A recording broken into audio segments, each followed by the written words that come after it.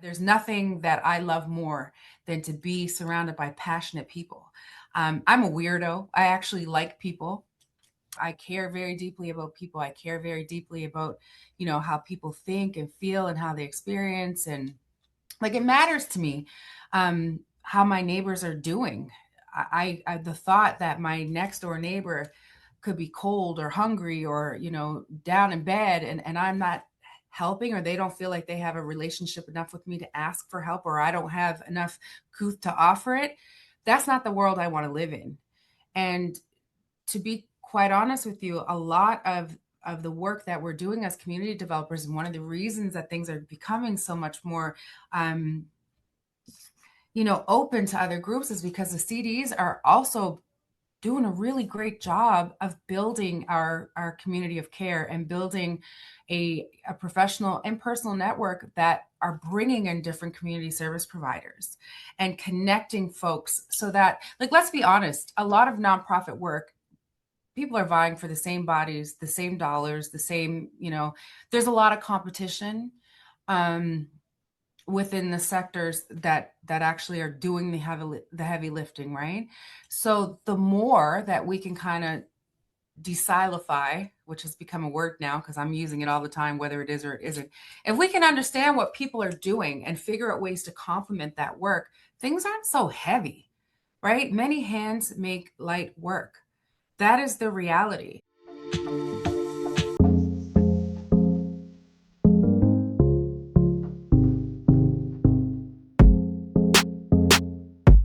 Hey, Rochelle. Hey, Laurie. Welcome to 42 Canada. It's really good to have you on. Thank you for inviting me. This is definitely interesting. This is my first podcast, so I'm glad to be doing it with you. I feel like my hand has been held very tightly, which is That's great. great. Yeah. So I'm really excited to talk to you because we only sort of got to know each other recently. You're a community developer with the Municipality of Halifax, sometimes referred to HRM or Halifax Regional Municipality, because HRM has a very large rural context, even though it's the largest urban municipality as well within Atlantic Canada, really. Um, yeah, and I think like 75% is rural. So I live in a rural area. And also, I used to be a community developer with the city of Halifax back in 2013, so a while back, just after I finished my master's. Actually, it was my first job after I finished my master's in adult ed and community development. So it was a very interesting and exciting experience for me, but I think things have changed quite a bit since then. And certainly when you invited me to do a workshop on building inclusive, healthy communities at the volunteer conference this past fall, I really noticed a difference in the range of diversity of people. We had a whole table full of deaf people with their own translator, which I thought was fantastic. And just really broad. There were a lot of newcomers in the group that I worked with and so on. And it was a really fun, exciting group. I think things went well. The evaluation seemed to be good afterwards. And I certainly really enjoyed the experience. It was just lovely to come back after so many years and to be able to do something for the volunteers. I think it's a really important event to offer volunteers that kind of support and learning opportunities and connections. So, Great. yeah, it was just really exciting. And it was great to meet you and get to know you a bit through that process. So, do you want to tell me, is there, as a community developer within a municipality, how do you describe or think of your job?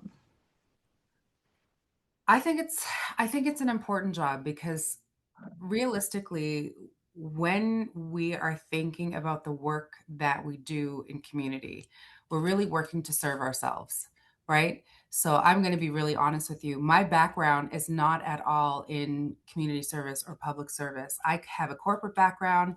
I studied international development studies, and then I worked in business development for many years within the supply chain industry and within international supply and trade. I am a freight forwarder by, professional designation.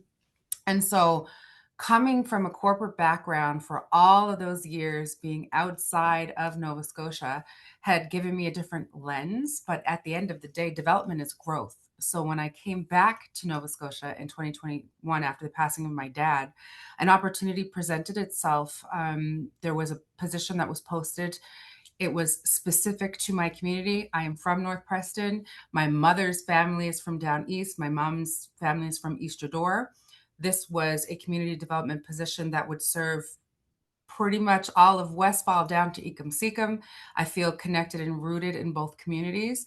With the professional skills that I have, I felt like this is something I need to be doing. I was still working for my Ontario based firm, and supply chain, I mean, we know you hear about it all the time, tariffs and supply chain disruptions and all of the things in the economy. Quite frankly, they were becoming really stressful and harder and harder and harder to justify. So I rolled the dice and decided that I was going to put myself out there for this position intentionally, because I thought that I could bring not only some, insight from the work that I've been doing, but also use those skills to support the people that I care most about. Um, so when I say there's no altruism in what I do, I'm being very serious. I am not at all a do-gooder. I believe that strong and healthy communities make my life easier. They make my life better. I am a firm believer that when everybody's thriving, there are opportunities to reduce so many other challenges. The social safety net is one that we create. Community is something that we choose. These are not adages. These are things that are real. But how do we support the people that stand in the gap? And to be quite honest with you, when I first joined with the municipality, I didn't really know what the mandate of the community development team was. I've been with the group for almost 3 years. It'll be 3 years come July. And it was a bit of a learning curve in the beginning to kind of understand what the mandate is, what the responsibilities are, what are the things that we touch in community. So from your past experience with us that a lot of the work that we do is supporting volunteers in the volunteer sector, supporting nonprofit organizations. We do skill building. We work in leadership development and conflict resolution, and we try and bring professional and personal development into the fray so that people will feel confident to step into roles of leadership and be that change that they want to see within their respective communities. That's something that I could see from the beginning was something that I really naturally lean into. And of course, there's a volunteer conference that we do. And I think that that's something that's been going on long before my time. My first volunteer conference was in 2023 when I first joined. And you're right, there has been quite an evolution of diversity in terms of who's attending now. And I think that's really intentional. We've had real direct conversations about, who's who in the zoo locally. I know I come from North Preston, and within the Preston Township, if it had not been for volunteer organizations and community run organizations and people that were just standing in the gap for us, we would not have certain amenities. We wouldn't have had certain exposures and experiences. But at my first conference, a lot of those folks were not there, right? And they were notably absent from my perspective. So it took some coaxing and some talking because a lot of these people have felt left out for quite some time, right? So a lot of the work that I do in community is also, being that champion for yourself. You want to be part of the table, you want to be around that table, show up. Let's understand that of course, there are historic, relevant reasons as why people are a little standoffish. But part of that advocacy starts with, being brave and showing up anyway and making yourself known, because everybody deserves to have a day of professional development. Everybody deserves to come in and hear these great keynote speakers. Everybody deserves to be shoulder to shoulder with the people in the community that, are doing the good work and building out that network. And if we want to build a community of care, then this is what we need to be doing. We need to be in the same room and sharing those opportunities to collaborate and create some synergies. So I'm really happy that you had a good time. I'm really appreciative of the time that you gave us as a presenter. And yeah, the feedback was actually pretty positive all the way around, and that's what we want. So I'm sure that if you really put a microscope on some of the things that we're doing in the CD world from 2013 to now, there have been some evolution and some changes. Um, the core responsibilities that we've always had, we still have. We still deal with, the volunteer awards, making sure that municipal volunteers are recognized for their service and that we are giving people the opportunity to be seen, because that is what people need. A lot of people, even if they're behind the scenes and even if they're folks that don't really like the light shone on them too brightly, they deserve recognition. They deserve to be showcased as the heroes that they are. Even with the contributions that they feel are small, they're actually really huge, right? So we still have our hands on that, and obviously the conference. We still do, community placemaking projects and support these places, or sorry, these opportunities in community for people to build. Um, that feeling that I belong here, like plant that seed of belonging and being part of your neighborhood, part of your community. Having hands-on tangible input in terms of what artwork, or street art, or whatever that mural or those park benches, or whatever those ideas are, for people to gather and have opportunities to build those relationships. We do a lot of support with that. Some of us more than others, because I'm not so much of an art person, but it's still a mandate. I still got to do it.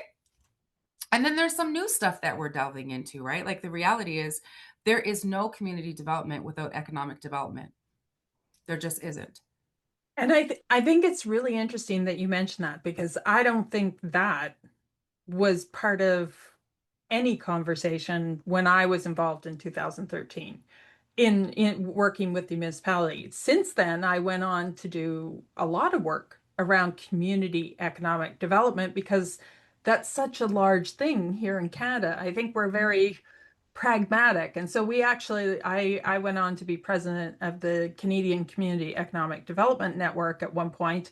And I just had a conversation with Mike Toy, who used to be the executive director when I was president. He's now president of Co-ops and Mutuals Canada, or executive director of Co-ops and Mutuals Canada. So we have a couple of conversations about co-ops and cooperation coming up, which I'll put links below.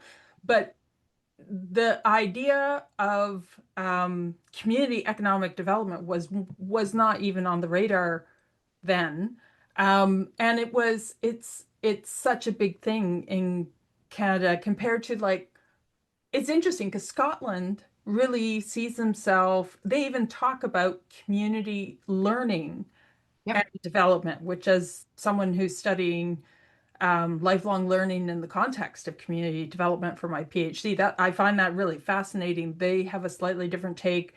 There's a really interesting video, which I'll send you, which just came out today. Scotland has just passed into law requirements for councils to spend their money on locally. I don't know if you heard about this, and also to measure the level of inequity in their communities, and to create policies that will deliberately reduce inequity in Right. economic and otherwise in their communities. And I think it's like the first time in the world that's been done. And I've gone to Scotland a couple of times, and certainly one of the first things you see, especially as you go north into the Highlands, is a co-op grocery store. Like, Right. that's just, and the idea, though, too, one of the things Mike and I talked about was, the importance of co-ops, formal, but also that cooperation is something that's been happening, as you mentioned, in communities for eons in many different cultural contexts in around the world, and so on.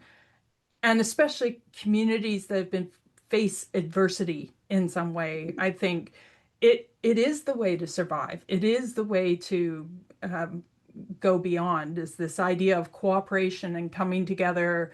And certainly, I felt like when I was at the conference, one of the biggest things that was going on that people and adult learners in general always seem most excited about is the opportunity to connect with Yep. other people. Like, yes, I want to learn something new, but really, I just want to go in and be around other people who care about the things I care about and to make connections and potentially cooperate, potentially collaborate. There were a lot of newcomers in the room as well, which certainly Canada, but Halifax in particular, people may not think of it because we're, classic sort of New Scotland kind of image, I think, of Nova Scotia. But, we have a very large newcomer population. I don't know if um, it's still the case, but Arabic was the second largest language spoken in Atlantic Canada and certainly in Halifax for a very long time. And we have many diverse communities in in the city, and even more so now. Yeah. But we wouldn't necessarily see them as much at events like the volunteer conference before. Whereas this time it was very exciting. There was so many new people, just different backgrounds, different perspectives. Yeah, so I just think it's such a fabulous event, but it's also the idea of just building connections and being in a room together and spending a day together is such a powerful opportunity for um, building community. Well, it's a networking exercise in of itself, right? And the whole idea is to get like-minded people together and see where some synchronicity can happen. And that's the fun part of it, like the learning and the exposures and, you know, having opportunities to be shoulder to shoulder with people who also, I call it people that have some give a shit. That's what I call it. There's nothing that I love more than to be surrounded by passionate people. I'm a weirdo. I actually like people. Although, the older I get, I said this last night in a meeting too, because it's the truth. The older I get, the more I realize why people love animals and would choose animals over people. I hope I don't go all that way, but I do understand it. But I'm a lover of people. I love people. I care very deeply about people. I care very deeply about, how people think and feel and how they experience. And like it matters to me how my neighbors are doing. The thought that my next door neighbor could be cold or hungry or, down in bed and I'm not helping or they don't feel like they have a relationship enough with me to ask for help or I don't have enough couth to offer it. That's not the world I want to live in. And to be quite honest with you, a lot of the work that we're doing as community developers, and one of the reasons that things are becoming so much more um, open to other groups is because the CDs are also doing a really great job of building our community of care and building a professional and personal network that are bringing in different community service providers and connecting folks so that, like, let's be honest, a lot of nonprofit work, people are vying for the same bodies, the same dollars, the same, there's a lot of competition. Um, within the sectors that actually are doing the heavy lifting, right? So the more that we can kind of desilify, which has become a word now because I'm using it all the time, whether it is or it isn't. If we can understand what people are doing and figure out ways to complement that work, things aren't so heavy, right? Many hands make light work. That is the reality. So having people come out from our newcomer population and our Black community, our African Nova Scotians are coming out in droves. We've got people that are coming out to the volunteer conference and to a lot of different things. They're showing up because they understand that need for connection. Mm. People are understanding that need to be in a room with people to figure out best practices and to learn how to, really shore up their organizations with the best possible tools they can for success. A lot of the work that we're doing is adding into the strategic focus of a lot of organizations because everyone has a mandate, right? And a lot of what the community developers do under the municipality, just to go back to, what we were talking about earlier about Mm. economic stuff, we are not mandated. Like, I'll be honest, like for a municipal employee for under the CD umbrella to get into economic development exclusively. That's not what we do. But we need to know enough to be dangerous. And let's be honest, one of the pillars of a developed community is reflected by the economy. And it certainly is reflected by how many times that dollar circulates in communities. I am from a rural community. I know that if I have to buy gas, if I have to buy diapers, if I have to buy potatoes, I have to exit that community and take my dollar elsewhere to do it. There is no infrastructure, very little infrastructure there in terms of, employment within the community, right? So everything is almost external to that, or 80%, if not more, is external to that. Well, how do we build those numbers? Yeah. How do we support the folks that want to start small businesses or want to build some bricks and mortar infrastructure? We need to be the connectors so that those folks get to the people who do have the onus of supporting that type of development and growth, because ultimately that's what it is. Yeah. Community development is growth, right? Yeah. So understanding that and having those conversations, um, at least on my team, we've all been really open to being malleable in terms of how we, can stay within our mandate, but also support folks in the best way that we can. And that also involves partnerships internally and externally as well, to facilitate discussions around the table so that the right people are having the right conversations about the right things, even if we're not the ones that are driving those conversations, right? So Yeah, I think that's really interesting because I don't know if you're still under Department of Recreation, but when we I was, are. yeah, okay, so when I was there, we're under Department of Recreation. And so a lot of the work and even the community development program at Acadia University, which I've just transferred from Acadia to the Mount, but at Acadia, the program there started as a recreational Yeah. program, like a supporting recreational organizations Yeah. and volunteers working in recreation or wanting to start some organization to do with recreation.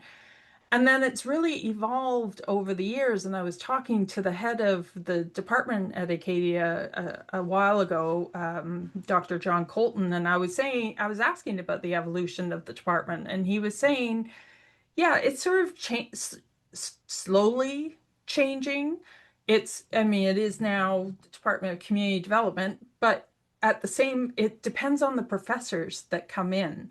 And Right. so it's interesting, both for the Department of Education and the Department of Community, they're trying to bring in more diverse people, diverse ideas, newer ideas about community development or newer ideas about education, and different ways of supporting people, supporting learning, supporting whatever people are doing in community. Um, and it's slowly sort of shifting to be more of an activist lens, which years ago, I think certainly within the municipality, it was the message I felt when I was there was we're not really there to rock the boat in any way. We're there to support volunteers in whatever they're trying to accomplish, but it wasn't with any organizations that were actively activist, really. And like I said, community development was never discussed. And yet it makes total sense because within the municipality, there's a whole, like the Halifax Partnership, there's all sorts of community economic stuff. And you don't necessarily need to be an expert in that or even be active in that field in any way. But if there are conversations in community that are happening or need to happen, and then you acting as a bridge to connect people to other resources within the municipality that can help them with whatever their aspirations are. That's essentially asset-based community development, right? So the role of entities like Halifax Partnerships is exactly that, us being that bridge to drive folks into that direction so that whatever economic supports they need that are under their respective umbrella, they're able to get them from the experts, the subject matter experts that provide them. And that's why I always say, we're a great dynamic group because we all know enough to be dangerous. And that's the point. And I'll be honest, we are under the Parks and Recreation umbrella. And I'm really happy to say that they have been so supportive. Our leadership, our management teams, they have been absolutely supportive in with the community development team in understanding that A lot of the work that happens in community, realistically, I can see why the programs are evolving, from Acadia to the Mount and wherever, because I have gone to recreation conferences and been in groups with, recreation professionals, and they are essentially community developers. A lot of the work that they do within their respective communities is supporting fundraising. It is supporting spaces for people to gather and plan and do the things that need to be done within communities, especially in the rural setting, right? Our recreation coordinators have hands-on connections with a lot of service providers with community, so they themselves also work as connectors and facilitators of relationships so that people can get in front of who they need to. So it makes sense that these programs are deeply tied into parks and recreation, because parks and recreation, a lot of times when we're talking about leisure activities and we're talking about recreation, we're talking about the wellness of the mind and the body and the spirit and all of those things. The one thing we all have in common with that, with the work that we're doing, is connection, and that feeling of being rooted in community and feeling like people have a place of belonging, and the inspiration that it takes for some of us to step out of that comfort zone and do the work in community and feel confident enough to do it, to make the place that they live livable and to improve their own life experience. So it makes perfect sense to me that a lot of this programming is evolving and that it was kind of born out of Parks and Recreation, because essentially that is what a lot of folks that work in Parks and Rec do, right? They're supporting youth. They're putting programming out there that is not only keeping kids active after school, it's a preventative action. It's keeping them occupied so they're not getting into other things. Sometimes we don't realize that. Parks and Rec is a place where some people, it's their first foray into like amateur sports, right? It's a place where the library lives oftentimes, and that's where that learning and those skills development and people having exposures and opportunities to get their hands on resources that can help them, increase and impact their own earning potential. So that umbrella of community care, being under the Parks and Rec umbrella, or I should say wrap around under the Parks and Rec umbrella, it makes sense. There are times, I'll be honest, where I've questioned whether or not this is where the community developer should live. But the more I hear from people who have worked in this organization much longer than I have, and people that have also done work in different communities and different municipalities and other groups, I have a much broader understanding now of why that is. Because I have colleagues that are in places where they don't have a specified community development role, but the Parks and Rec coordinator or the community liaison that's attached to Parks and Recs does indeed do all the things that we do, including event planning, Yeah. right? And bringing volunteers together and supporting that network of people in community that are doing the heavy lifting. So, I mean, change is part of development too, right? And as we get into what communities need, and when you're looking at the rural community and you're looking at urban populace, or you're looking at the suburbs, whatever, everyone has different needs. There's going to be different strokes for different folks, and that's okay. It just means that we need to be able to shift and be malleable so that we can, find whatever bridge it is that we need to send these people over to get what it is they're trying to get done, because ultimately it's going to, I think it's going to be improving the lives of most of the residents here when people are supported and they're getting, some help from the inside. And, again, kudos to Parks and Rec, because we have really been able to build out some of our programming with a lot of community learning, a lot of, free learning that we're giving in terms of like leadership development and like board supports and exercises in, conflict resolution. That doesn't just benefit the volunteer community, that benefits everybody, right? So a lot of this work that we're doing, it's good work. It's hard work as much as it's hard work. Yeah.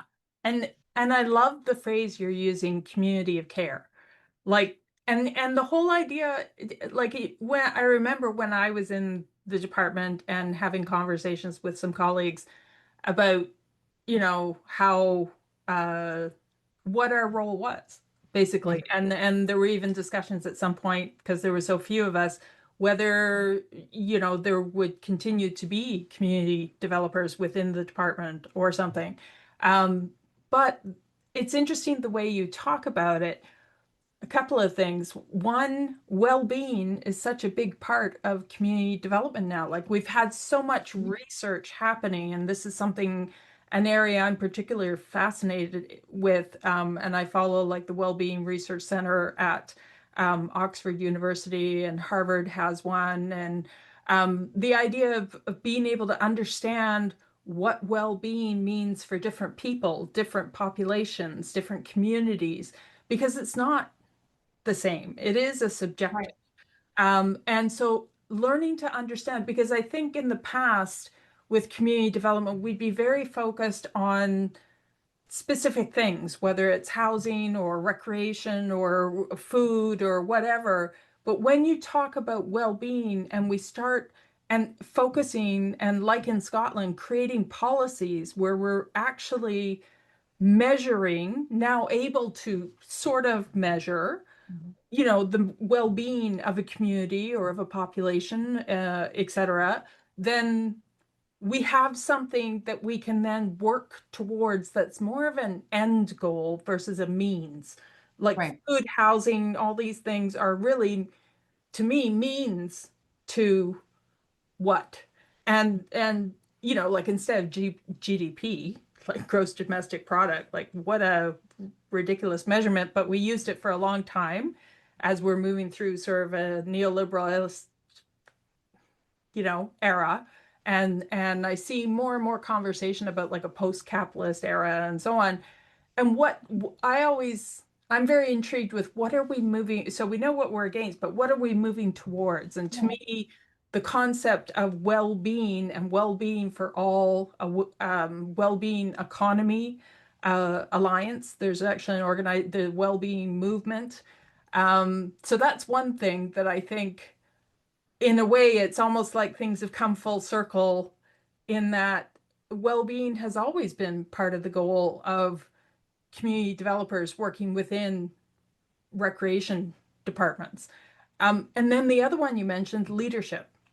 Yeah. And I don't know if you're familiar with like the whole anti-Ganesh movement thing and so on out of St. Francis Xavier University.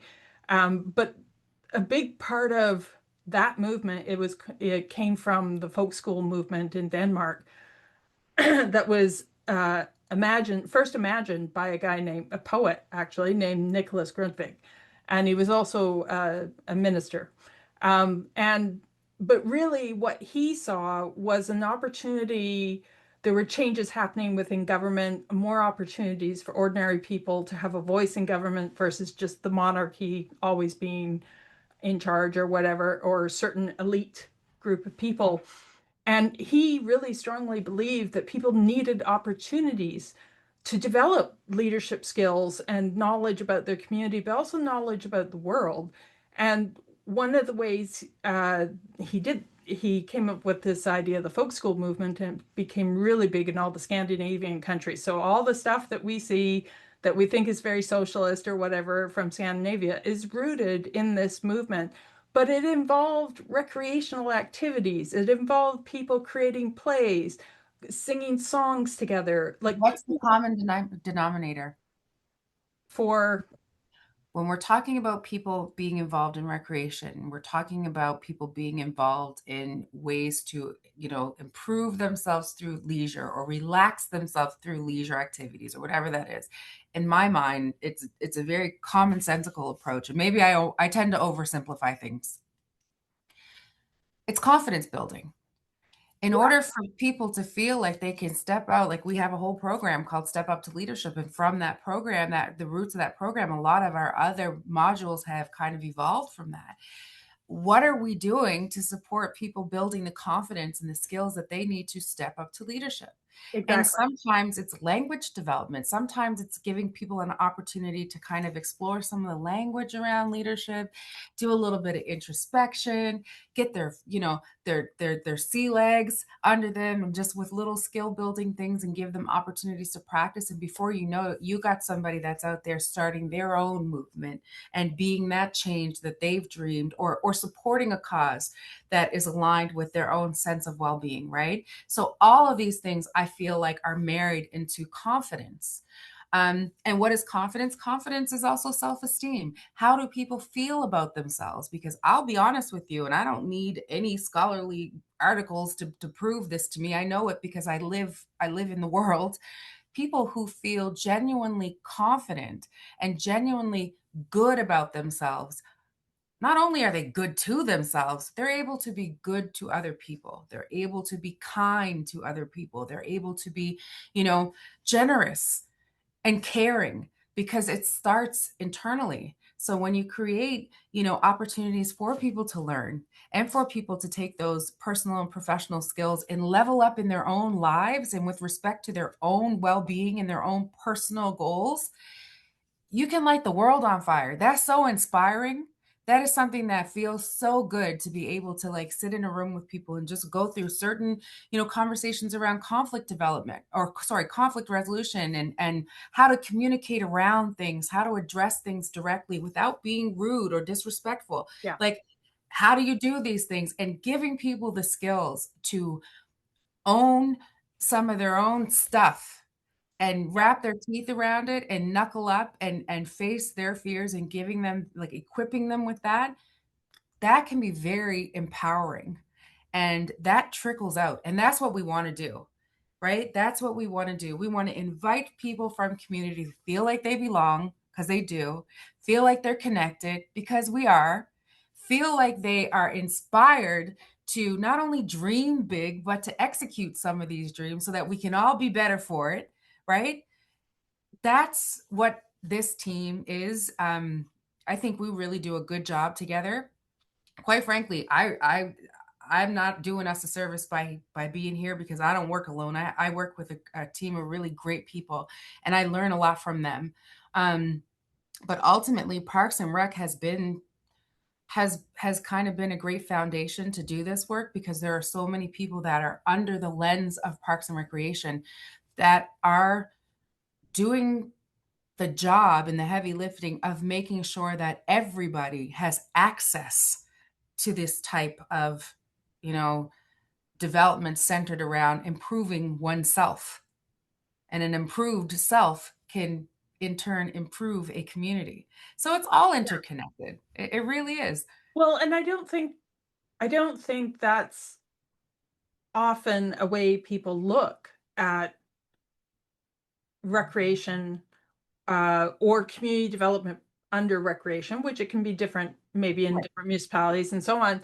But I actually, on think reflecting on it more now, I see it exactly like you're saying. It's a very powerful place to learn to be comfortable with yourself, to learn what you care about, um, to have a chance to experiment, to learn, to make connections, Yes. and then to build that confidence to go on to do bigger things potentially. Like maybe, I'll be honest, Laurie, let me be real. Coming from corporate Canada into a Parks and Rec environment, coming from a really buttoned up kind of, world, into a place with professionals that, yeah, you might get to wear, a rec jacket and yoga pants to work, but some of the most you know, professionals with integrity, that care about people, that are the most grounded and rooted in what it really means to be yourself.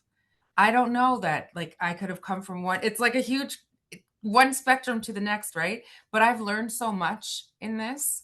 I've learned so much about what that means, like that whole opportunity. It's very disarming, actually, which is what people need to feel vulnerable enough to step outside of themselves and learn something new. I mean, you work in the adult education spectrum. It's not easy for adult learners, to come to the forefront with things that they don't know, or things that they're expected to know but they don't, or they're having some sort of an issue and they're working to resolve that, and you know they're doing the work to try and get through something, to get into something different. That's not easy. That takes a lot of humility. It Yeah. takes a lot of humility. Um, so to be in this environment where it's okay to just show up as you are, we're all growing together, we're all in this together. I don't know anymore that this is not just the best place for community development to live, because that's really what Parks and Rec has to offer. And that's really the environment, at least where I'm working at for the HRM. I know for a fact that some of the best professionals they're under this umbrella because they really care about people. They care. Well, and I think a lot of people within municipal government do feel that way. And I don't think we often spend enough time looking at the capacity or how people in municipal government are working with communities and different ways of supporting people in communities as, and to be engaged with community and so on. So it's kind of like for me, it's a little bit like going back to my roots a little bit. But also I knew I was involved in Musquodoboit Harbor in 2006 when I was just learning. I was a volunteer. I was on disability benefits at the time. And Right. they had this new program. It was through the city to develop community visions for different communities. And the first round, they wanted a community in urban, a community in rural, and a community in suburban. And Musquodoboit Harbor was the first rural community to go through this process. And it Right. really was a process of dreaming. Like we were the steering committee, we were in charge, and staff were supporting us. We had senior planners, we had community developers. It was a really amazing experience, which I think is the beginning of my own journey into community development. And then so many things have come out of that vision, like Musgo Rider, our community nonprofit transportation service, which does so much, so many vehicles now. It's huge, and a friend of mine runs that now, and it's just amazing how they've built it out um, Right. to enable people in rural communities to have access to reasonable, affordable transportation and From acceptable. from necessity, development happens.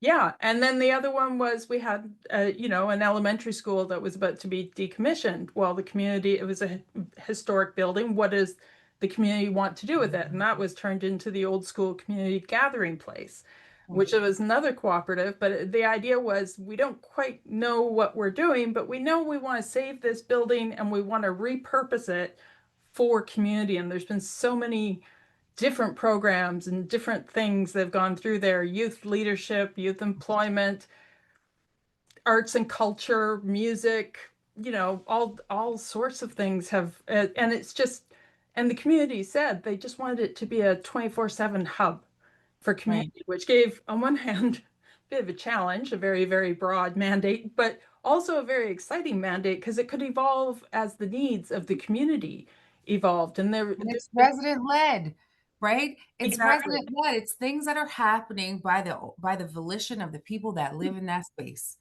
And And it was the coming together, the opportunity to come together to create a vision. And I love working in community. I mean, I've taught in academia, nonprofit leadership and stuff, and interesting experience. Not the same as working in community. And in university, a lot of students are like, I just want to get the PowerPoint. I just want to memorize what I got to do to, pass the test and get my credit, sort of thing. There's a little bit of that, especially in undergraduate level. But teaching in community, which I've done for years, is so exciting, especially when you don't use a PowerPoint.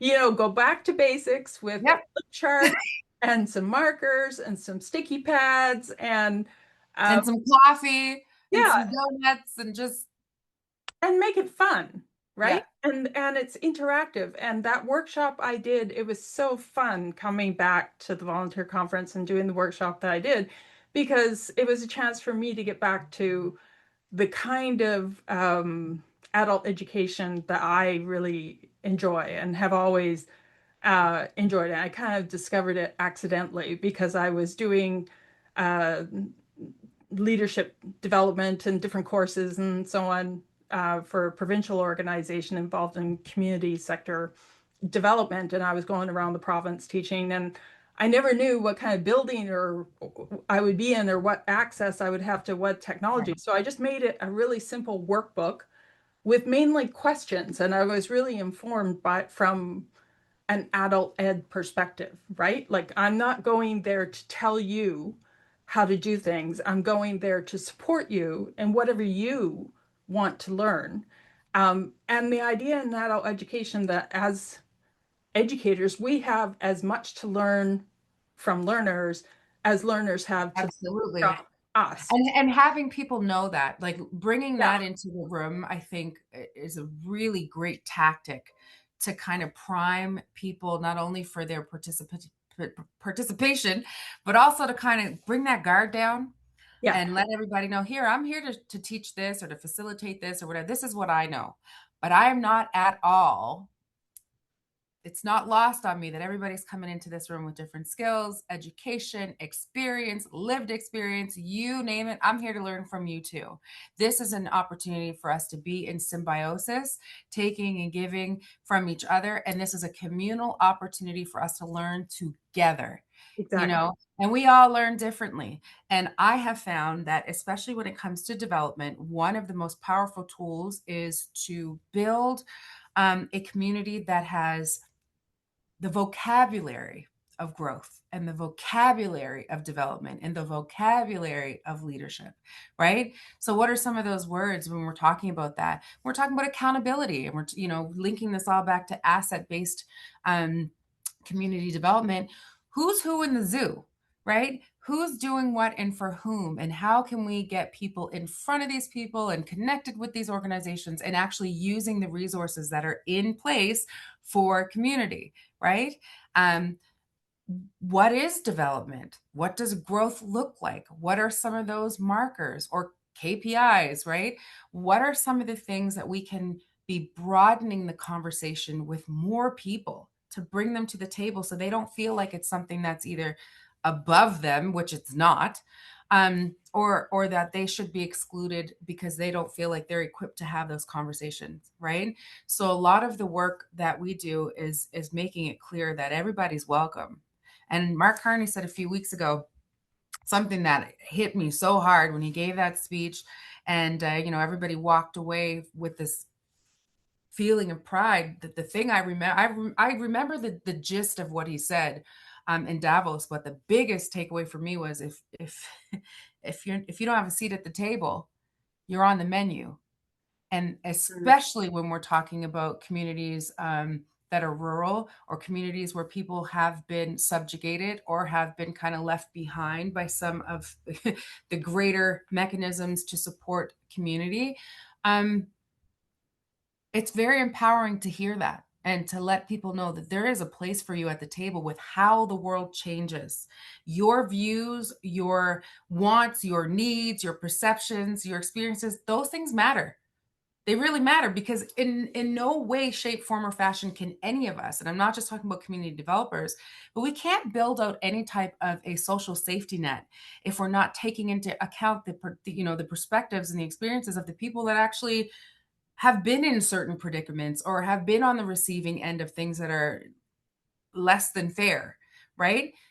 We need to have first person weigh in on anything that we do. So a lot of the work that we do is building relationships and making people feel comfortable and that they can show up as they are, and they're going to teach us something, and we're open to that, right? So it's actually really fun work. And I'll be honest, like I've had a really I've had an extensive career. I've done a lot of things. I really have. And some of that is born of being insatiably curious, because that's just my nature. And a lot of it is also because, I like I like fun. Like I need to see the joy in something in order for it to be something that I can be continuously challenged by. And so doing this work and meeting the moments and listening to, sometimes complex issues that arise, and sometimes they're well above, the capabilities or the limited resources that I can offer, but being a tool that can connect community people with the things that they do need and the resources that can help and the support systems that are in place, and or helping them build them for lack thereof. To me, it's fun. I, Yeah, I take a lot of joy from that. I take a lot of yeah, personal, like, yeah, energy from that. Like, that it yeah. feels good. Yeah, and I think like thinking about asset-based community development, which I'll put a link below to the conversation with friend Janine, who's based in South Africa that I was telling you about. And she's all about ABCD, and they have a new South Africa ABCD association specifically around asset-based community development, but also that lens of recognizing that lived experience, whatever it is an asset. Like, so for instance, for me, living with a disability, living with a mental illness over the years, um, yes, I have certain privileges and so on because my education, my husband has a good job, all that kind of stuff. But I also have a level of empathy Yeah. because of my own lived experience that gives me a sense of empathy with others. And so one of the areas I've specialized in my work is, and more, it's grown over time as things do, but the idea of building inclusive, healthy, and then also innovative communities, because I'm very much at this point in my life, how can I help? Everything is so urgent in Yeah. community, right? There's so much work that needs to be done. There's so many people struggling because of historic and current injustice or harm that's been done. Um, and how do we move forward? But also, how do we care for people who have had a different experience from us or who had a more difficult experience in life? And I've had ups and downs. It seems like every 5 years I go through a bit of a crisis. But the rest of the time, I'm doing my master's, I'm doing my PhD, the one thing a friend said to me about bipolar disorder is at least it has some strengths, right? There's a bit of hypomania and mania where you can actually be incredibly productive. And then there's the flip side, the depression, which is not so pleasant. But so I think part of ABCD too is seeing those assets, even in what may seem, especially for the people who have gone through very difficult circumstances. Like I think of the people that my friend Sobaz and my friend Sue work with, and the conversation as well that we had recently. They work a lot with people who have been incarcerated, are incarcerated, or are at risk of incarceration because of the background and experiences within their community or populations or whatever, and the level of empathy. Sue and Sobaz are amazing. The level of empathy and their ability to meet people where they are with compassion and to see strengths in those people, even when people do not see the strengths in themselves. And then to be able to show them through art or other types of opportunities that they do have strength. And even what can seem like really negative experiences and harm and hurt can be turned into a level of empathy and compassion that is a strength. Mhm. A sense of being able to empathize with others who may be struggling in some way, and to see that as that lived experience is also a strength. That is not a negativity. And I think that's something people don't often think of when they think about ABCD and lived experience. I think we're starting to consider that maybe more when we think And this is sort of moving into the broader conversation of, I'm interested to hear from you what you think is most important in building healthy, inclusive, and innovative communities. And I always use the word innovative because I'm always like, how can we work smarter, not harder in community? Because there's so much to be done. So many people get burnt out, professionals and volunteers. And so that how do we how do we do things differently, maybe, to get to whatever our goals are? How can we think creatively about new ways of trying to get to those goals, new ways of collaborating, new ways of cooperating, and that sort of ability at different points, and people may be ready in different ways. Right. This idea of reflexive learning, which is something I'm looking a lot at, is very much about that. It's not just looking back, like reflective learning is sort of looking to the past and what can I do to improve, a workshop, a course, or whatever. Reflexive is you're in the moment and you're thinking about your own biases, your own assumptions, but also your own strengths. Mhm. And then what can you bring to the table? What do you think needs to happen to move a certain idea forward? But also you're in relationship with other people. So being aware of the other people that you're working with, the other people that um, you're trying to do something with, or who you're looking to serve in some way, and always in the moment thinking of that almost in an instinctive way. Um, and this is something that's being talked about more and more within the field of community development. It's also a big part of for teachers, like just teachers in the school system. It's become more and more important for them to be able to think reflexively, when as teachers they've got 25, 30 or more kids that all have different needs, different strengths, different whatever aspirations, and they have to respond and negotiate and manage, and support a whole bunch of different people. And I think for community development, it's a similar thing. And certainly one of the things that was really interesting that came out of the session when I was doing that session on building healthy, inclusive communities was that communication was one of the biggest themes that came out from all these tables, like 5 different tables. We did all sorts of interactive conversations, lots of little bits of individual reflection, then people talking as a group, then hearing from the different groups, then, synthesizing things into an image, trying to accommodate different learners, different, and making it fun. And then Right. people trying to guess what the image represented from the table conversations and so on. And you got 2 hours, so there's Mhm. only so much you could do. But it would the key theme that came out was the need for communication between people, between different groups, different hearing different perspectives, understanding different stories.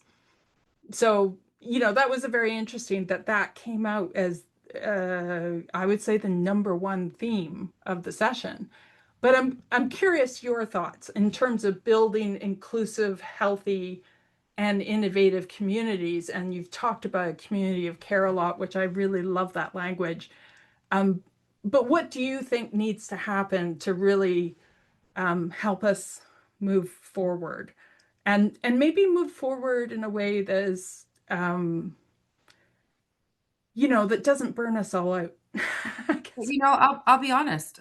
Again, I love how you always come back to working smarter, not harder, because at my big age, I'm right there, sister. I don't want to work hard either. And this is hard work.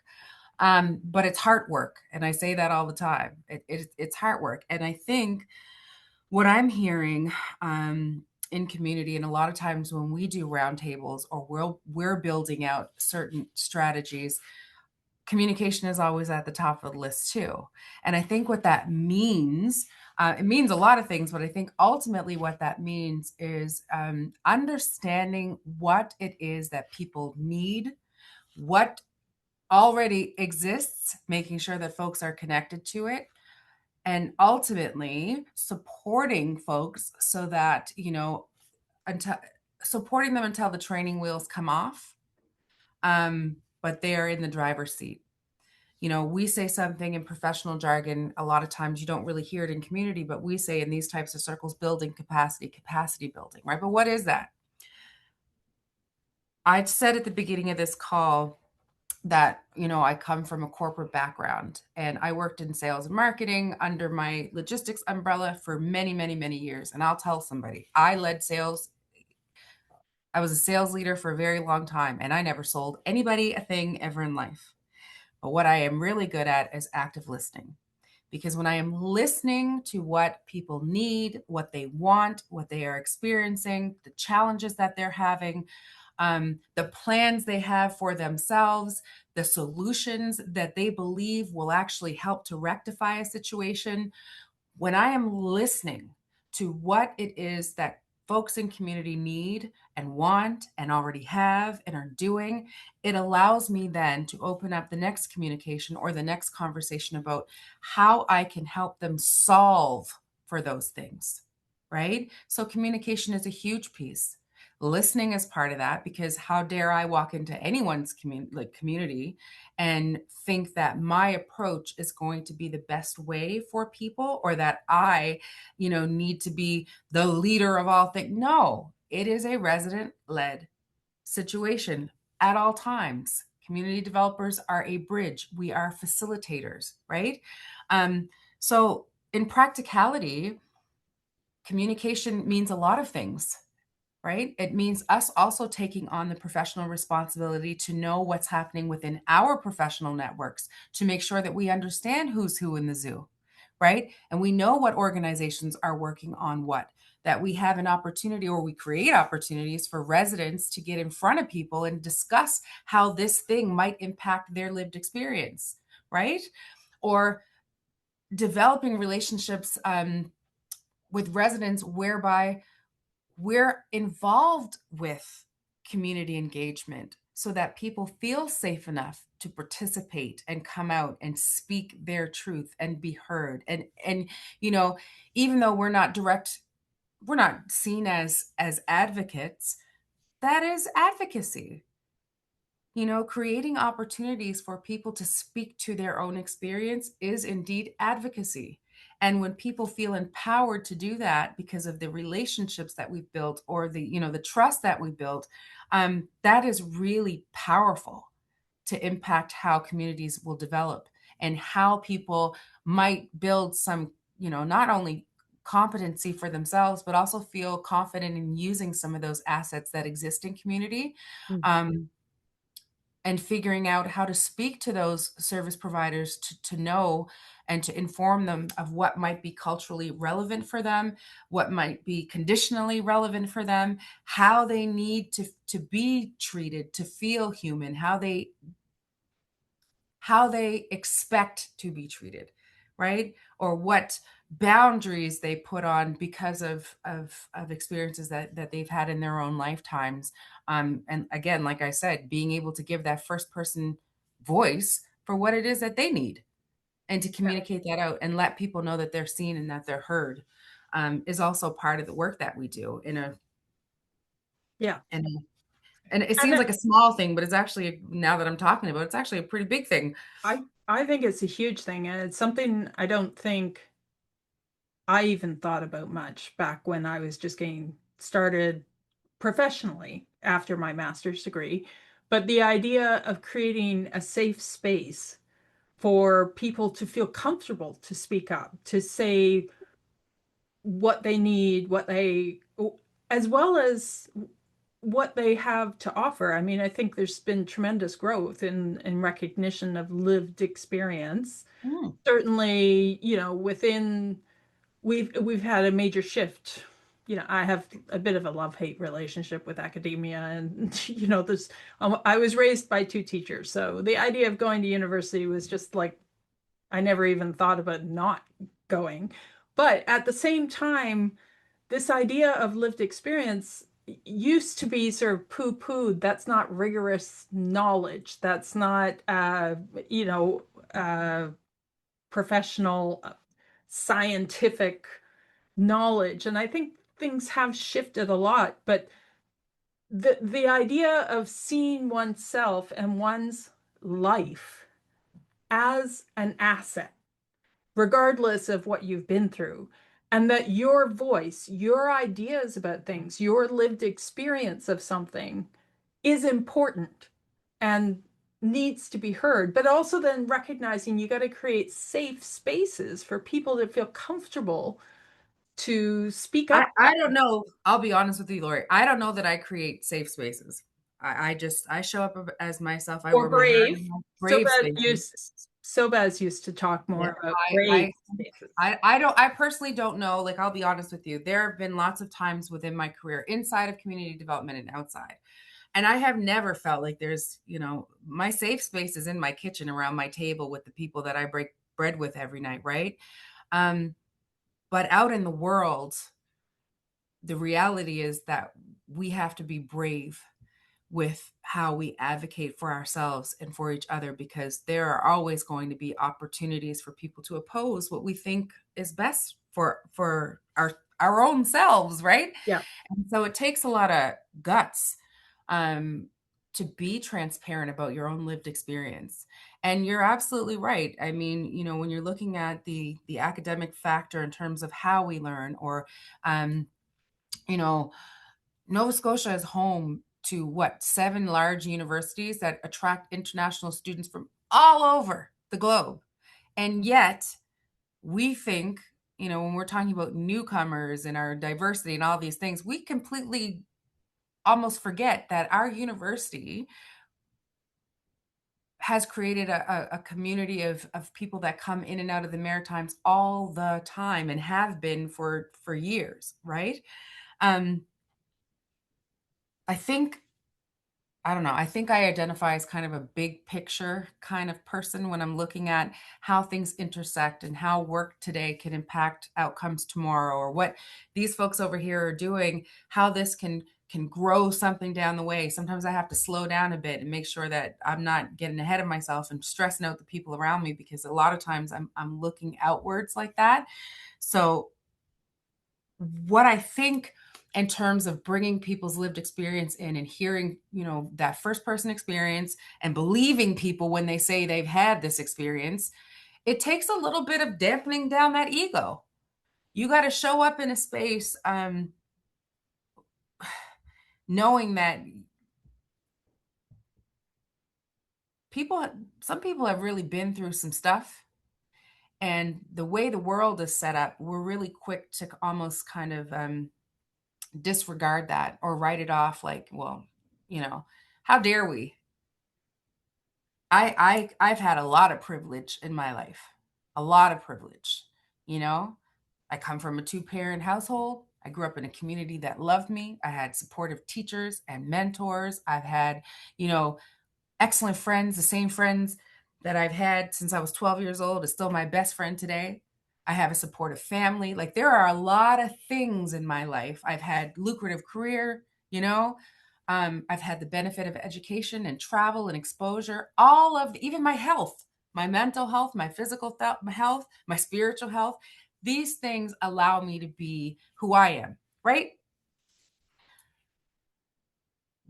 When I remove my ego, when I walk into a room and I acknowledge that, that's not everybody's experience. I've had my down times too, where I haven't been at my best, or life hasn't, been too kind to me. So how dare I not listen when somebody else is talking from their respective perspective on what they've lived, and making space for that, right? So when we're talking about people in terms of accessibility, even down to language barriers, I have the privilege of being in a first, I speak English as a first language, right? this place was made for me. But as a newcomer, or as, some, even having French as a first language in Nova Scotia can be challenging, because that's just not how we're set up in most Yeah. places, right? So understanding that, um, I think, can help us to create places where people feel comfortable advocating for themselves and telling their own respective truth, and encouraging people to stand in that, even the ugly, stand in it. Because let's be honest, if you look at any one of us on our worst day or at our worst time in our lives where we've been the most challenged, we've got a lot in common. Yeah. We've got an awful lot in common, and all of us just want to be seen and heard and understood, or at the very least, listened to. Yeah. You know? So I think a lot of that is important, and that idea of lived experience, even within this role. When I applied for this role, it's a designated position, and I appreciate that it's a designated position because of the areas that I serve. They are for the most part, North Preston, East Preston, Cherrybrook, Lake Loon are parts of District 4. So from Westfall down to Ecum, we've got Black communities here. We've got historic Black communities. I was alive. I remember when North Preston got, you know, city water. I remember the stuff my parents went through when they were challenged with putting in a disposal field, and months later the city put in this, and not having that community consultation and spending that money when they really didn't have to, and all of the things that happened throughout time, I think, lend to how we also approach things, right? That's part of that. I had a father who wasn't literate. My dad didn't learn to read until he was in his 60s. So it was always important to me, and I had a professional mom. Both of them were professionals, but my dad was literate, right? And my dad and mom kind of making it known to me all the time that your education will make you a commodity, be a tool, use your instrument, right? Learn to communicate, effective communication. I had a teacher, Maxine Tynes. I'll tell the story until the day I die. I used to be so frustrated in grade 11. Why are we doing spelling tests? What are we doing this for, right? They weren't spelling tests. Those tests were improving our vocabulary. That reading list of, Black authors, both from the Canadian side, from the American side, and from all over the globe, bell hooks, you name it. That exposure helped us to develop how we communicate, how we can put words to a thought, turn a thought from an idea into action. Who would have known a grade 11, what was I, 15, 16 years old, whatever I was at the time, I don't know that I would have known then that those were the building blocks of my identity, right? As a Canadian woman, as a Nova Scotian woman. But they are. And they help me recognize not only how important my own lived experience is, but how that matters for everyone that I work with and that I live alongside. Like, everybody's coming from their own place. Some of it good, some of it challenging. It's real. That's the point. It Yeah. is real, and it matters. It informs how we are able to be. Yeah. And maybe it's creating spaces where people feel heard is Yeah. maybe more the language. And I think we're always evolving and in thinking about the language we're using within community development and what we're trying to do as community developers, community support people, um, trying to figure out what is it that the people in this community aspire to, and then Yeah. how can I help them either build connections, build bridges, or find resources, or or whatever learned skills, whatever it is, to be able to accomplish what they say. That they want to do. It's that Yeah, whole concept of teaching someone to fish. yeah, We teach the people how to fish. They can feed themselves for a lifetime. And if we've done it really well, they'll feed us too. And that's the selfishness in me. I want you to fish. I want you to be a commercial fisher. And I want to eat from your hook, because I know that the work that you're doing and the development that you are ultimately, growing from is going to have a really healthy and helpful impact on all of the respective communities in the space, right? Because those blueprints get handed over. When something great happens in Dartmouth, Why can't that same thing be superimposed on Cole Harbor? When something great happens in Hammonds Plains, why can't that great thing be superimposed on East Preston and Cherrybrook and Lake Luna, North Preston? When something great happens in, Ecum Seacom, why can't some of those same foundations work in Musquodoboit Harbor or Petoskey, right? We know that there's no reason when we're talking about working smart, not hard. Communication helps us stop inventing and reinventing wheels. Give me the blueprint.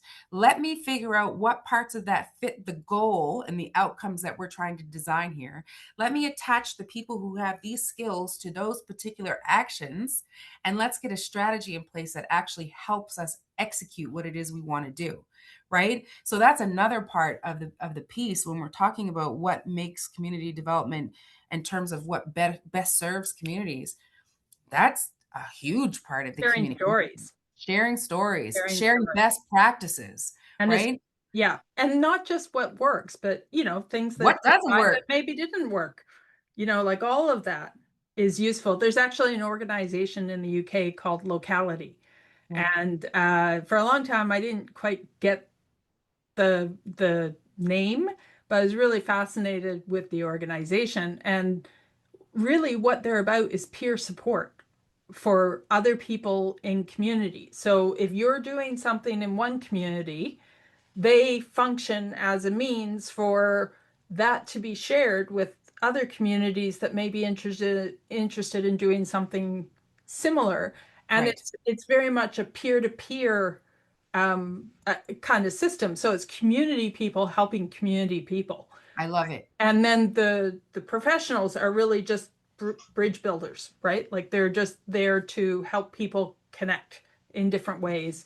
And it's an amazing organization in the UK. I'll put a link below as well, and happy to send you a link if you're interested. But I always thought, and actually there was a conference that we were doing in New Brunswick for SEDNAT, and I had them bring in the executive director of that organization to do a keynote because it was just I just thought, oh my God, that's what we need, right? We need more peer-to-peer Yes. connection and more I in my story sharing. volunteer time, believe it or not, I'm also a community volunteer because I'm not busy enough being a soccer mom and a grandmom and all the things, right? And a wife and a mother and a teacher and all the things that we do.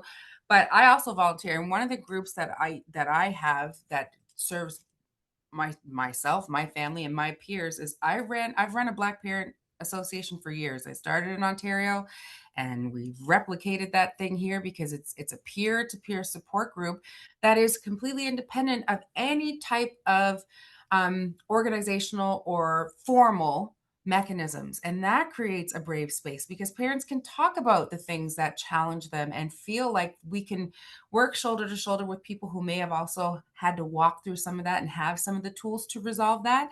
And it's because it's peer to peer, I think it works. I think it makes people feel like there's a place we are indeed our own community, right? We're supporting learners and we want to do that in the best way that we possibly can. And it's not that we believe that the school system or the education system is broken. It's not that we believe that the teachers aren't good. It's not any of that. This peer to peer network is to ensure that we have, as parents and supporters of Black learners, because you don't have to be a Black parent to be part of this group. If you are a supporter of a Black learner, there are some things that we might need to build in order to be the best positioned for that role, right? And because it's peer to peer and because it's dressed down and it's people to people and person to person, it makes it a lot easier to listen to each other. No one's Yeah, telling anybody how to raise their kids or how to do this thing. It's something that's come from, well, here's what I went through. yeah, This is what I learned. This is what worked. This did not work. This is who helped. This is who advocated. And let's see if we can do something together to help you. Right. So I love the idea of locality. I'm going to have to look them up and learn some more because peer yeah. support is so important.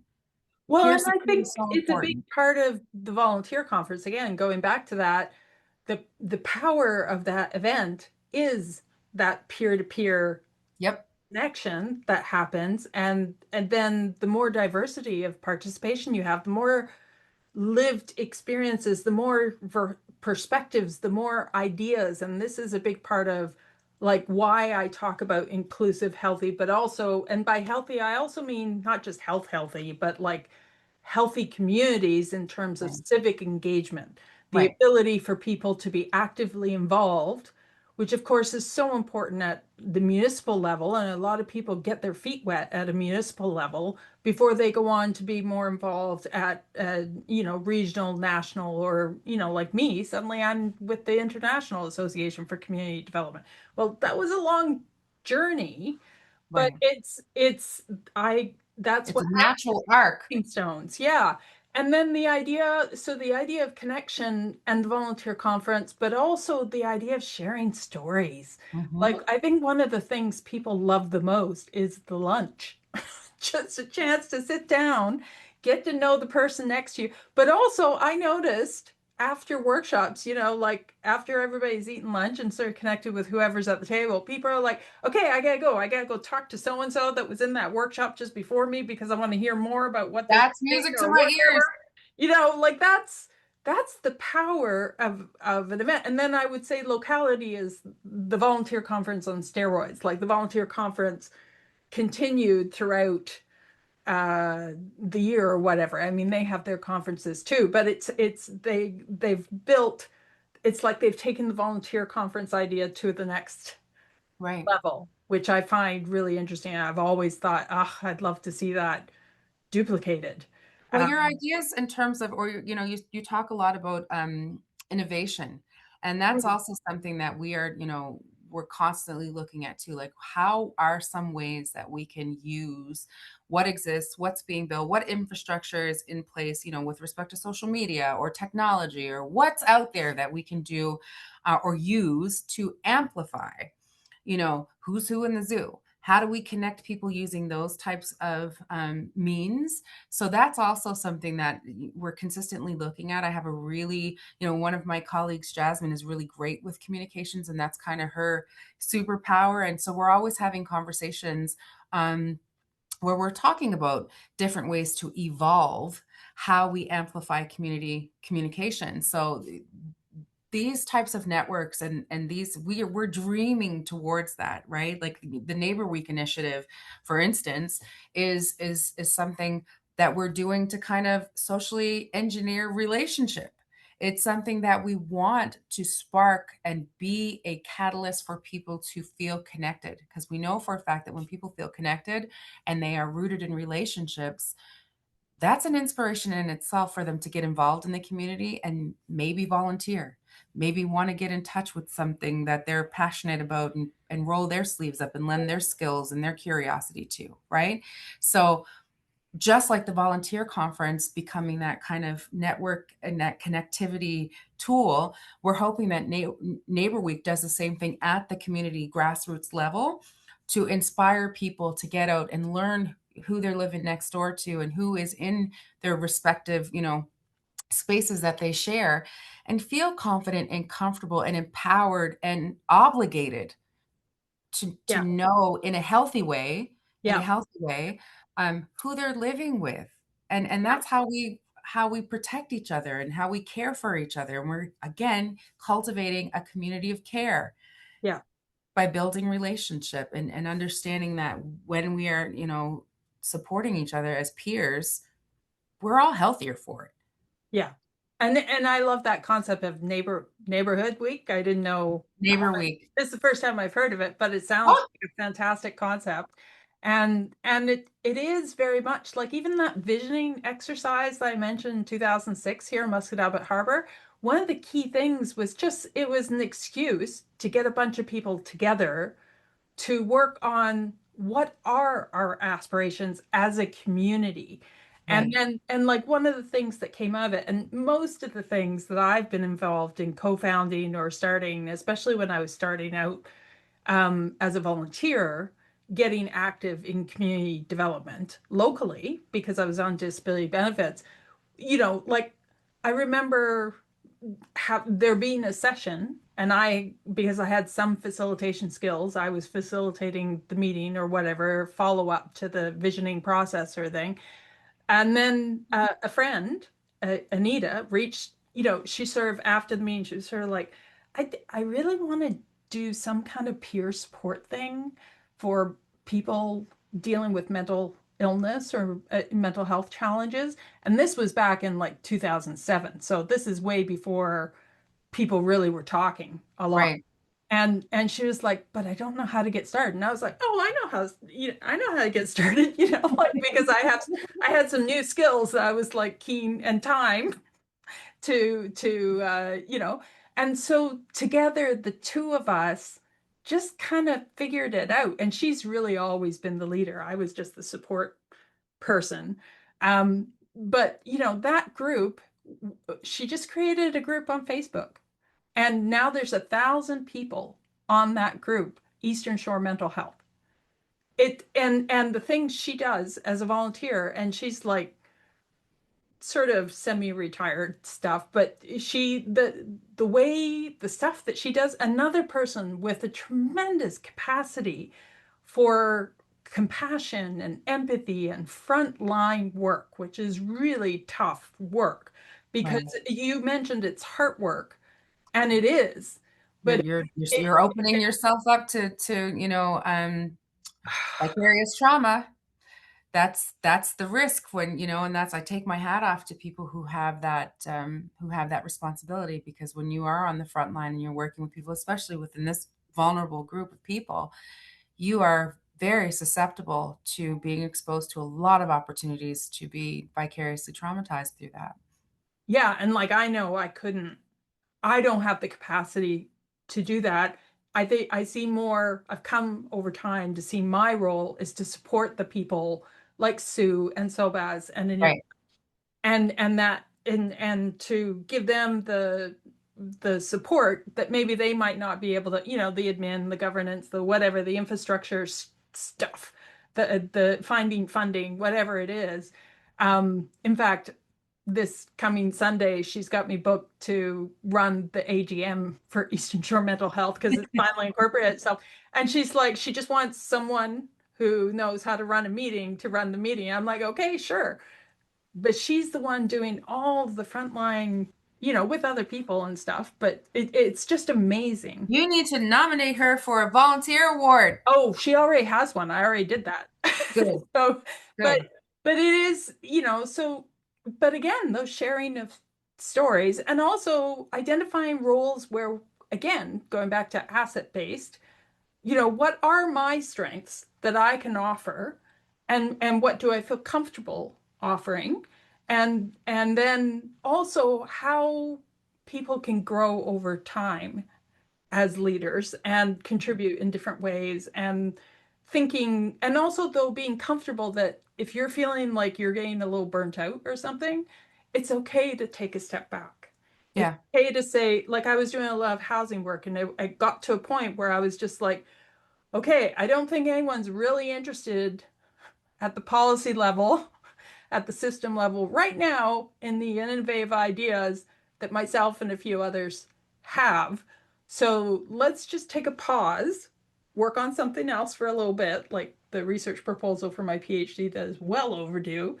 And then maybe I'll come back to this. But in that particular moment, I felt like I needed to just take a little bit of a step back. And I think it's important for us especially as volunteers, but even as professionals, to be aware of our own Limitations, health. mental health first Yeah, aid, checking in exactly. with All that yourself. kind of thing. The airplane thing, you got to look after yourself, put the thing on Yep. your face first before you can look after somebody else. And I think that can be challenging. Sometimes we can get into a situation where maybe we don't quite have the capacity we need to listen to someone or to be there for someone or whatever. And it's okay to recognize that within yourself and to give yourself permission Yeah. to be human. And it doesn't mean you're done with something or there are so many different ways to contribute. There are so many different roles we can play. Figuring out what's a good role for us and then how that may change over time, both stepping forward, but also potentially stepping back and then maybe stepping forward again later. I think that's a really important sort of concept for the idea of building inclusive, healthy Yeah. communities is that we're aware, those of us who do community work, um, that we also need to be mindful of ourselves. I think we're Yeah. getting better. I can be honest in saying that I'm really blessed to work with a lot of community people who are actively asking, "Are you okay? You're not doing too much," of each other, not just of me, Yeah. but it's a conversation that Yeah. we're typically checking in. I think we're building that norm. We are establishing a norm where, it's important that we protect and preserve our own energy and our own, capacity. I was at a training in the fall, I think, and Robert Wright said to us, it was a training rooted in trauma informed community service, and how do we protect ourselves as community service providers that are consistently, you know um, some of us more than others. I mean, I'll be honest, it's not like I'm a firefighter. I'm not a first responder. I am a community CMT, and though we mobilize after there's been a trauma and those types of things. But oftentimes when we're in communities, we're hearing about people that are indeed experiencing traumas. If they're being displaced because of, condos going up in their area, right? Or, rents are becoming too high and it's really affecting their quality of life, or those are traumas that people are actively experiencing. And a lot of times they're coming to us, they're talking to us because they're looking for supports from the municipality. And maybe they're not volunteers, maybe they're not nonprofits, but they need to be connected to one, right? Yeah. And one of the things he said in our training was like, the movement no longer requires martyrs. Mm. And I love that, and it resonated with me. Not even because I see myself as a martyr, because I don't. Um, but it reminds me all the time that it's important that we check in, you know, and on those times when we're feeling overwhelmed or overworked or whatever. I got to remember that I'm not alone on this team. I have four other individuals. I pride myself in surrounding myself with people who are smarter than I am. That is a secret to my success. Um, it is totally okay for us to draw support from each other. It is totally okay for me to draw support from the community members that I share space with and that I do work with to support. And a lot of times they are the ones that are asking or initiating that conversation. Are you good? You working too hard? You're not working too hard? Questions that actually make you ask yourself sometimes, am I doing too much? Because I am someone that's very high energy. I am somebody that craves stimulation. I am somebody that gets off on the dopamine hit from doing the thing and doing the thing and doing the thing. That's just how I'm wired naturally, right? So having somebody check me sometimes allows me to center myself and check in with myself. But I think we are building that norm. I really do. There's been a lot of focus work the last few years, especially on mental health within the workplace and on protecting your own mental well being so that you can do those things that you are passionate about doing.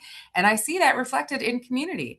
There's been a lot of work in the last few years, specifically that is rooted in mental health and trauma, the language of grieving, the language of healing, the language of all of these things, and recognizing what we experience as individuals and as humans in this experience, and how to give vocabulary and words and um, definition to, so that we can process it and Mhm. deal with it in healthful ways.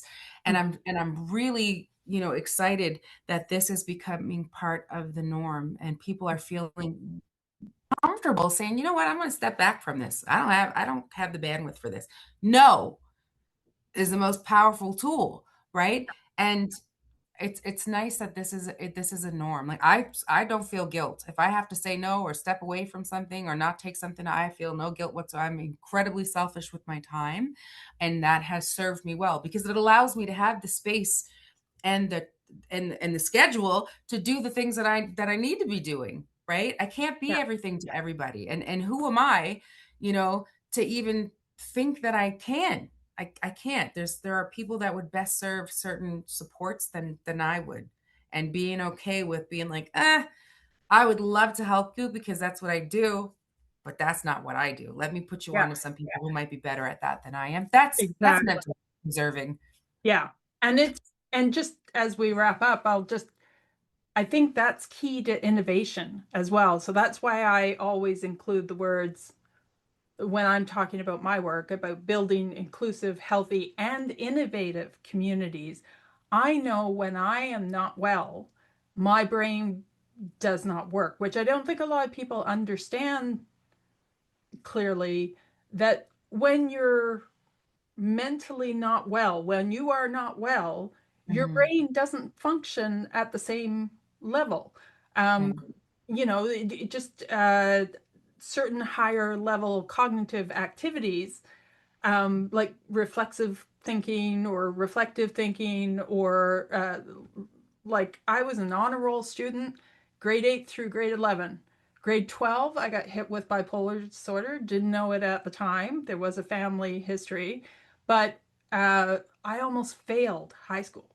Like there were certain courses and so on that if it hadn't been for, in particular, my father just helping me, connecting me Right. to the resources I needed at the time to get through. And it's only in hindsight now that I can see there's been periods in my life where I'm very productive and very creative, and I was healthy. And then other periods in my life where maybe I didn't have as, I wasn't as healthy. In my case, physical or mental health.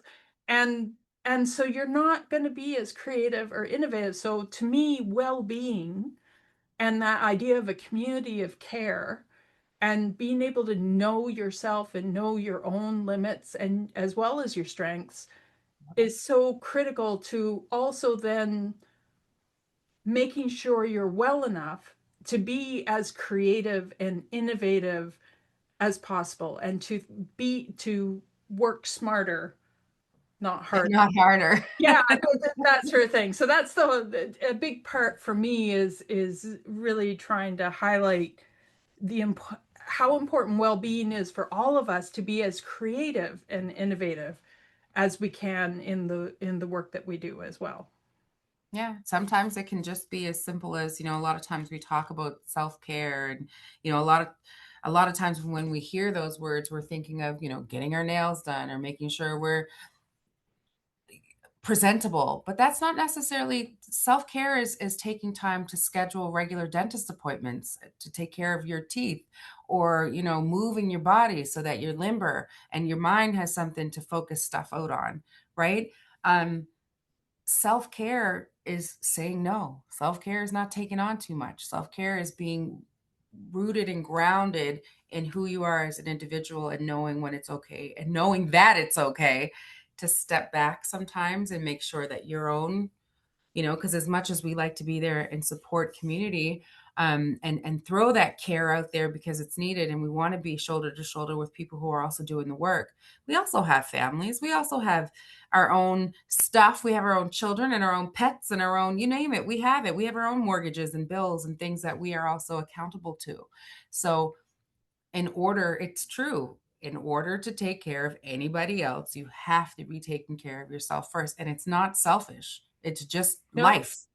well, it's also if we want to be doing, I mean, this work is so important, community work. If we want to be doing creating, and the challenges are so wicked, so complex. If we need all the innovation and creativity we can get. And to me, yeah, I think well-being is at the heart of our ability to be creative and innovative. So yeah, making sure that you're taking care of yourself, that others are good around you, creating that culture that you mentioned, of checking in. Hey, how are you?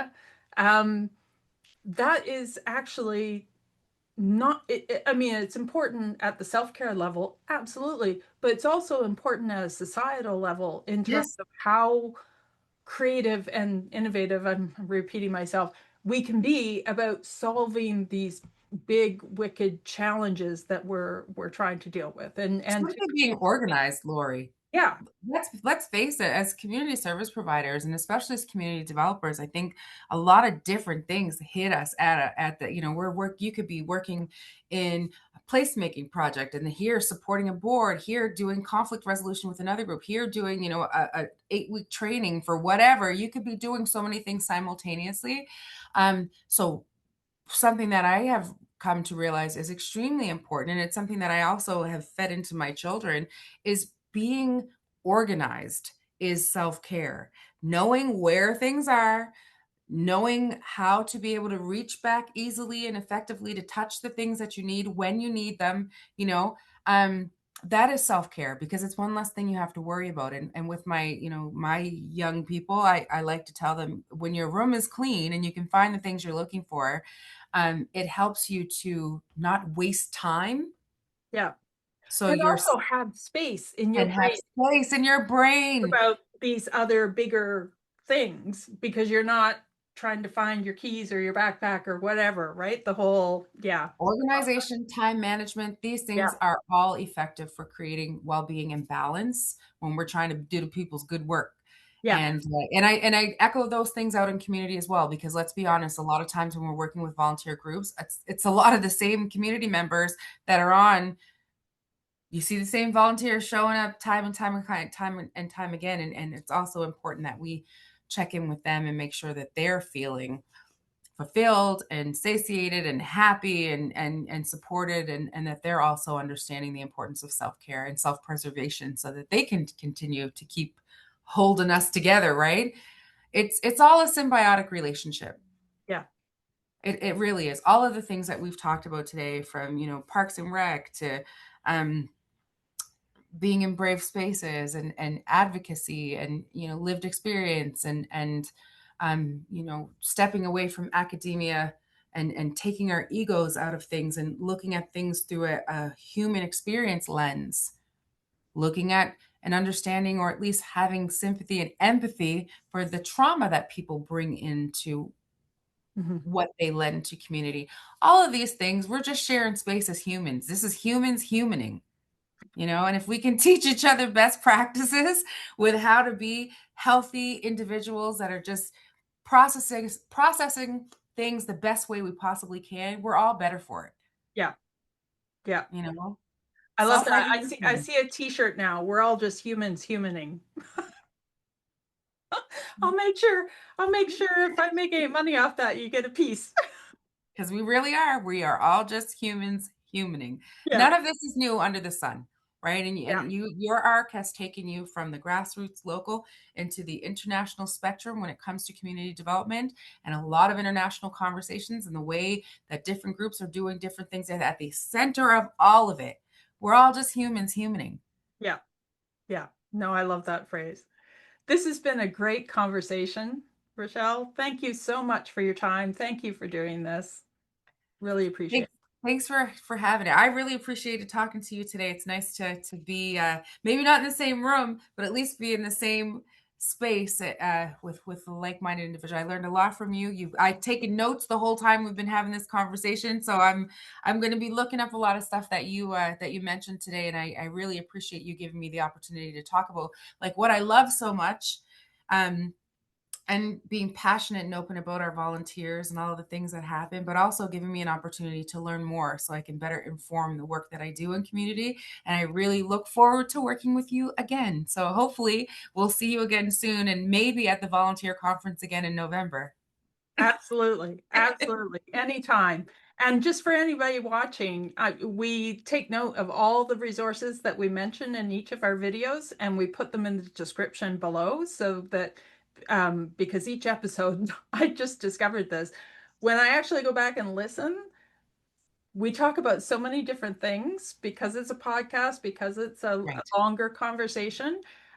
So yeah, in each episode, we always like to identify anything either I've mentioned or a guest has mentioned and make sure there's links and so on below so people can find that information below as well. Awesome. If you need anything from me, you know where to find me. I have a great group. There are people that are better and faster and smarter that I can put you in touch with. So anything you need, let me know. Let's keep in touch. That's great. Absolutely. Thank you very much. No problem. Have a good day. Bye.